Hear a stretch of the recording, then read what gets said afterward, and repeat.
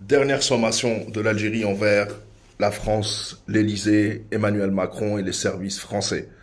Voilà les titres de la presse d'hier, que ce soit Le Soir d'Algérie, El Moudjahid et même AL24 qui vient de diffuser une dépêche rendant compte justement des informations d'El Moudjahid qui fait état de la convocation de l'ambassadeur de France en Algérie suite à des actes très hostiles ces derniers temps, documentés,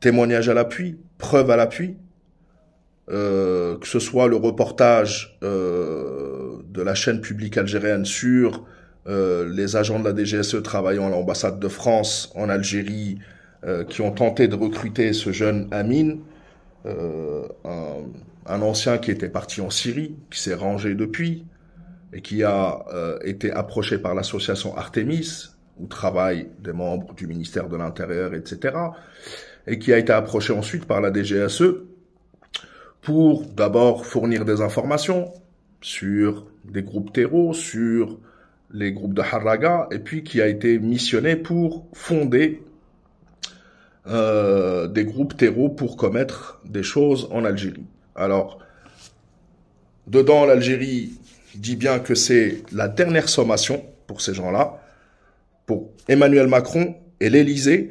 Et ce qui est assez bizarre, c'est qu'on voit des gens venir essayer ces derniers jours, essayer de dédouaner l'Élysée et la France de ce qu'elle a fait. C'est des avocats. Alors on a vu la presse française, Le Monde, etc., qui a réagi en disant non, mais ça doit pas exister, non, la France ne soutient pas le MAC. Et on a vu des gens comme Abdou Sammar, je vais vous montrer justement un extrait de ce qu'il a dit, nous expliquer que la France n'a rien fait. Non, on n'a rien fait. Une semaine plus tard, tu demandes à la presse algérienne d'en parler, ça veut dire quoi? Ça veut dire que c'est une stratégie de provocation, de déstabilisation de la France. C'est l'Algérie qui veut déstabiliser la France. Mais c'est une stratégie qui n'est pas assumée par fait. La France n'est bien sûr pas un modèle exemplaire à tout prix. Il y a des imperfections, il y a des bêtises, des erreurs. La France, elle est aussi critiquable. Mais faire croire aux Algériennes et aux Algériens que c'est la France qui sponsorise le MAC et que c'est Nicolas Sarkozy qui est intervenu personnellement pour que le MAC puisse défendre et diffuser ses idées séparatistes, c'est un mensonge.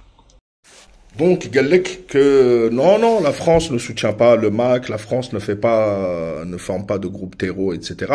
Pourtant, il y a 2 jours, j'ai diffusé une vidéo de Gabriel Attal, chef du parti politique d'Emmanuel Macron et ancien Premier ministre il y a encore 2 mois, qui soutenait le MAC.